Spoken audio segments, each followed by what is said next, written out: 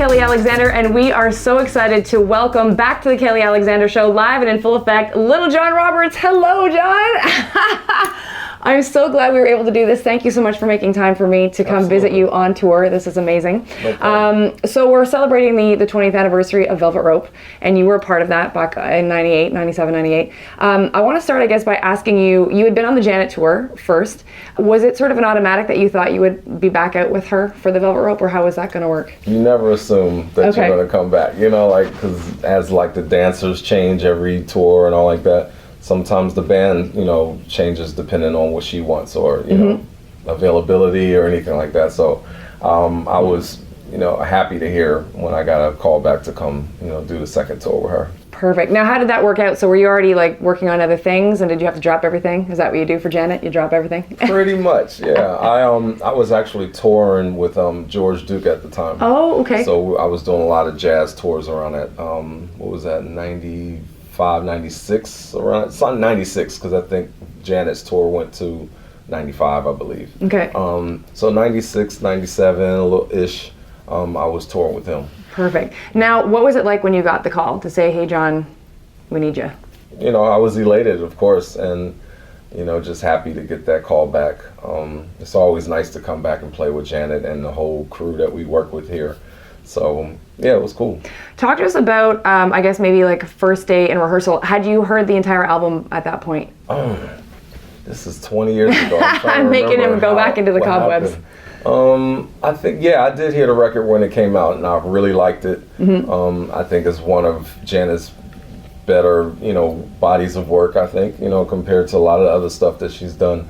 It was a special record, I would say. So yeah, I love the sonics of it and everything. So I was excited when I got the call. And how do you go about, John, you know, hearing what's on the record and knowing you need to kind of duplicate that as the best of your abilities? Like, where do you start as a drummer? You know, I just listen to the arrangements. I listen to everything besides just the drums. So, you know, there were a lot of electronic things going on that I heard. You know, Jimmy and Terry, like the greatest producers out here to me. So, yeah, I was really excited when I heard the arrangements and what the song sounded like. And if you take yourself back to 20 years ago, what was your favorite song off the Velvet Rope, like when you first heard it? Wish I had time to think about this stuff. Rope Burn was nice. I guess Velvet Rope. Velvet Rope. Yeah, because that was the intro. That was it. Show. Yeah. So that was really cool, and you know, old school hip hop beat that they used on that song. Should have given me time to listen to this record. Because some of the songs we didn't do, but I liked them. Some of the songs that we didn't touch. What About? Yeah, for sure. Of course, that's a very profound song, you know, and the story behind that. So, but just the track and all that for that song is really slamming. We do that in this show now too. So yeah, I like that one. Now, I know obviously with the Velvet Rope tour, it was a lot of the new album that you guys were performing on stage, but again, it was sort of an amalgamation of obviously Rhythm Nation and then the Janet album and all that kind of stuff. So when you're in rehearsal, who's helping figure out the arrangements and like and just even the set list? Like, is it Janet and Rex? Like, how did you guys sort of put that all together to figure out how it was going to go? Yeah, I mean, it always boils down to what Janet wants. And, you know, our choreographer at the time, Tina Landon, of course, collaboration with Rex and the band, and also every tour is kind of like the same process when we get to rehearsal, and you know, we have this list of songs that we could do, you know, all of these hits that she has, and we have to condense it into, you know, the showtime that she's shooting for. Talk to us about being in the Janet band, because we always hear a lot about, obviously, about the dancers and all that, but obviously she has a huge affinity for you guys as her backing band. I know you'd worked with Rex before. Had you worked with some of the others before on that specific tour? I worked with Sam Sims a lot, and I think that's part of the reason why I basically got pulled into the unit, because I had history with Sam Sims and Daryl Smith, Terry Santil. I had just met Rex in the Janet tour. So I don't think Rex even really knew who I was. So he was taking a chance on me at 23 years old, which I appreciate. But a lot of the guys in the band were pushing for me to be in the band. Okay, cool. Now, when you're on stage and or during rehearsals, I know, like you said, you have to kind of work with the choreographer and then with the band because of all the fills and getting them off stage and back on stage and all that kind of stuff. What is your favorite part of that process of like production rehearsals? Is it that part of it, or is it just getting the songs right? Like, how does it go for you? I think my favorite part is everybody gives their input. It's not just one person just saying this is what's going to happen. But, of course, the MD is the main source of where things are coming from. We've had Adam Blackstone with us for the Rock With You tour. And, he did some things after that. And then he stepped down and Daniel Jones took over. And there's a team. There's a lot of people doing different things behind the scenes. Jay Dill, he's one of our programmers. Demetrius Henry, who's our Pro Tools guy. It's just a lot of different elements of that, how that comes together. Daniel is the main source, of the ideas and stuff, and then he designates ideas or he designates jobs for other people to do, and then it comes together and he pulls it all together and basically produces it for the show. And when you were back in Velvet Rope rehearsals, sort of putting the show together, like, what was your favorite part of the Velvet Rope tour? Because I know there was many sections. There was like the coming out to Velvet Rope, there's the whimsical section, there's the end with Got Till It's Gone, and That's the Way Love Goes. How does it go for you, the drummer? You remember everything more than I do. So I'm I realize it's a bit creepy. Your information. I mean, because really, I didn't think about a lot of the stuff before we got to this today, because I'm so much in what's happening state of the now world mode right now. Yeah. But Velvet Rope, I really like the scenes. Okay. Starting from the Velvet Rope curtain, in the beginning with Teresa Espinosa coming out, like a little clown or whatever she was, little joker. And so a lot of little cute things that was going on. The whimsical parts, of course, I love that. The first tour that I did, we had a lot of the floats and things coming out. So we had a lot of stuff on stage, much bigger stage, everything like that. But yeah, I liked the scenes and how it went with each song. And Janet always does that with all her shows. Even this show, which is very, very politically strong too, for what's going on in the world. So State of the World, that is a perfect theme for what's going on right now. Speaking of the State of the World tour, knowing that you've been on the Janet tour, knowing that you've been on the Velvet Rope tour, and so on and so forth, how does this tour compare to those? Is it kind of like her taking all those bits and now presenting it in a 2017 way with the new songs that she did in 2015? Like, how is it for you? You mean playing the old songs? Yeah, and then playing them now in this specific tour. Yeah, we stay true to the song, and how it was. Of course, we put spins on it now, just to update it. I mean, like, really the spins are like the things that happen in between the songs, but the songs are set. We play them just like the record. When you get ready to hit the stage, do you have like John time, like a routine, like you need to do push-ups or something before you hit? Like, how does that go for you? I try to keep up with Paulette. She's out here with us now, our trainer who got Janet back into shape and everything after she had the baby. Yeah, so Paulette is she's a beast, for lack of a better word. But she exercises the dancers and any of the band or anybody else in the crew that wants to work out. They work out at 3:30 every day of the show. So today, they'll be in there we do it on stage. Oh wow! Lots of burpees, lots of lunges, and some days I don't do it because it's just a lot of taxing on me to play and do that. So especially if we have 2 shows in a row.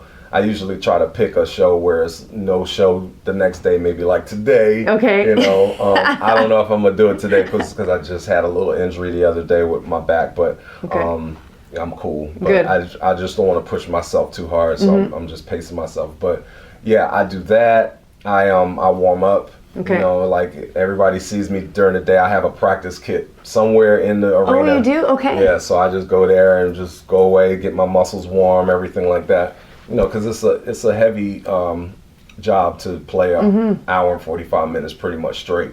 We get a little segment break where DJ Active, plays for maybe 3 to 5 minutes. Yeah. And then we're back playing the rest of the show. So I don't really stop. Okay, that's crazy. And I did want to ask you, being the drummer, like I know you got to keep everybody like, because I used to drum in high school, John. Let's put that out there. Yeah. So I know that you're kind of like the backbone. Like you got to keep everybody on point. Do you feel like extra pressure because of that? I know you've done it for so long, but like how does that go for you mentally? Every night. Every night. And I treat it like it's the first time. Like I try not to slack on any show. So every show I try to play it like it's my first one or it's my last, But it's a lot of pressure on the drum chair to, keep everything locked in. Talk to us about Janet Boss Lady, because we've seen her obviously for years doing what she does, and but you see her behind the scenes. So what's it like working with her, as your colleague in a way, but then she's also what you guys call her Boss Lady. Right. Yeah. Jan is chill. She don't say a whole lot. When we do talk, it's very, very cool, and she's very she's a soft-spoken lady. Mm-hmm. So we joke. Whatever, we just sit around, just talk about stuff, whatever, mess around with Issa when he comes around, and she's just a great lady. And I wanted to ask you too, because I've interviewed so many of the dancers before, and we've talked a lot with them about her as a dancer, Janet, but I wanted to get your opinion too on how she is as a vocalist, because I think people don't give her enough credit for who she is as a vocalist. Right.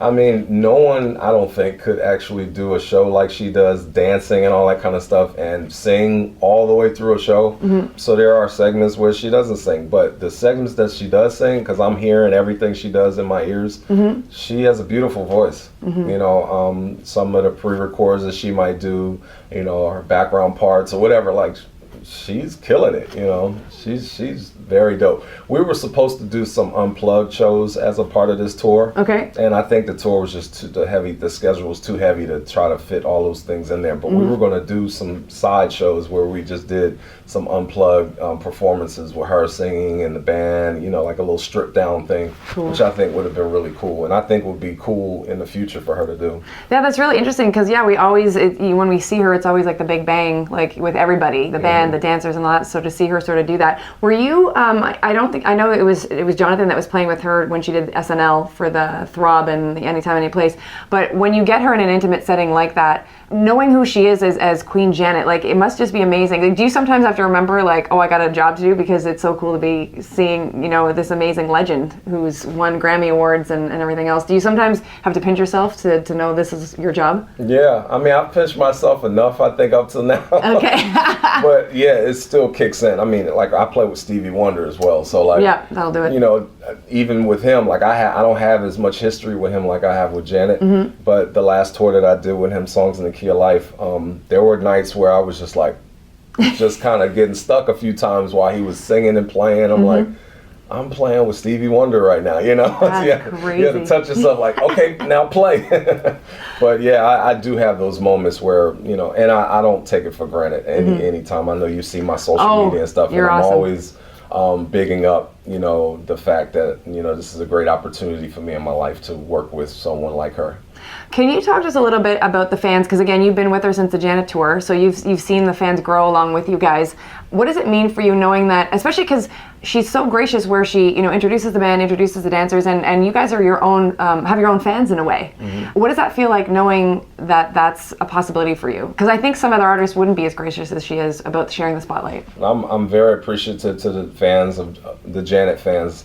I walk out into the audience before the show a lot of times and speak to them, take pictures, whatever. I make sure I give them some type of memorabilia, like my drumsticks or something like that. So now it's become a thing now. Every night everybody's trying to get my drumsticks. So, they're like leaving me DMs in my Instagram and stuff. I want your sticks tonight, John. So I try to honor that every night. That's cool. And before I wrap things up, I did want to ask you, because it's the 20th anniversary of the Velvet Rope, knowing that you guys put that together, 20 years ago, it changed so many people's lives. Like it changed my life.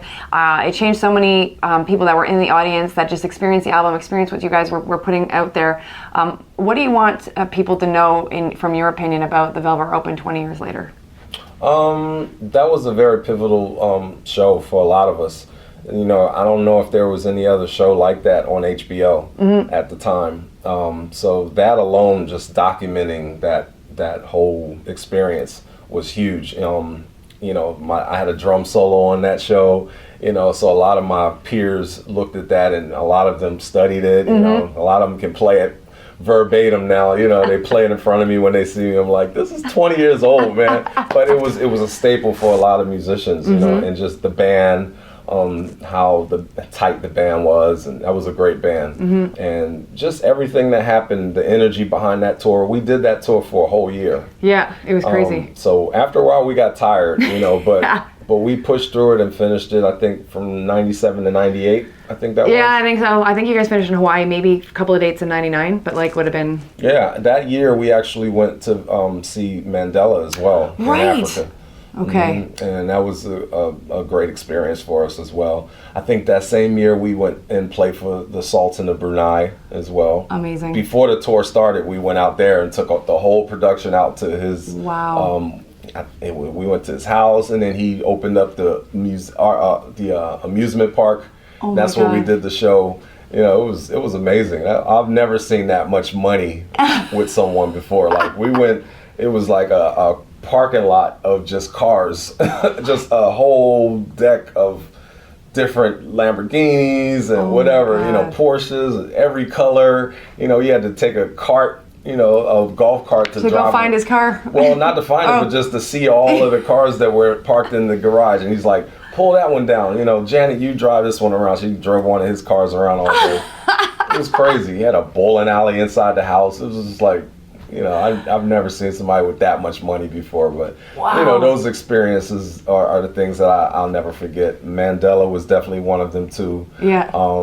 And just the fact that we were out for a whole year. That's crazy. And I wanted to ask you too about the Velvet Rope tour. Did you find like after, because I find like that tour and the album were a benchmark for so many other artists later on. Like everybody would be like, oh, you know, I need something like that. Did that happen even for you as a drummer? Like I'm sure you got asked to do tons of gigs. I got a lot of calls. Yeah. Christina Aguilera was one of them. Okay.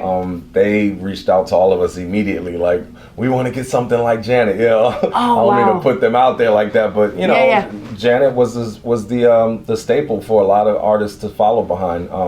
Beyonce, Sierra came to our show not too long ago.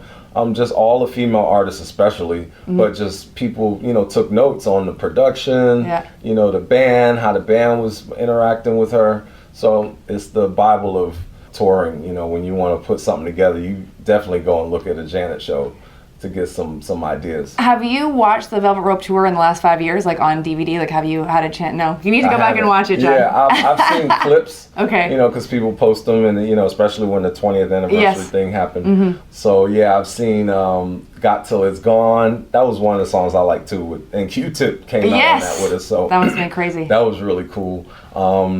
So yeah, it was some really cool stuff in that show. I do have to ask you too about Throb, because I asked this of the dancers. It was obviously their time to go and have fun, and I know you guys probably got to have a bit of fun playing Throb too on that. Did you feel that way? Because it just seemed like it was so great to have everybody do their thing. Yeah, that was a great moment for the dancers, you know, and every night they do something crazy. You know, the dancers on tour with Janet are just some of the most amazing dancers I've ever worked with. Awesome. So I'm always, you know, excited to see what they're going to come up with. Okay, cool. Well, John, I want to thank you so much for this, and on behalf of the fans, just thank you. Thank you for the many years you've been with her. Thank you for providing us with so much joy and excitement, and the fact that you're a cool dude. You're a nice guy. So. Oh, thank you. It's my pleasure. So this is Lil John. Make sure to follow him on his website, littlejohnroberts.com. Hey, it's Kelly. Thank you so much for hanging out and watching and listening to our interviews. We always appreciate your time. Please make sure to follow us on our YouTube channel, and also hit up our website so that you can subscribe to our newsletter so you are always up to date with everything that we have got going on with the show. KellyAlexanderShow.com/subscribe.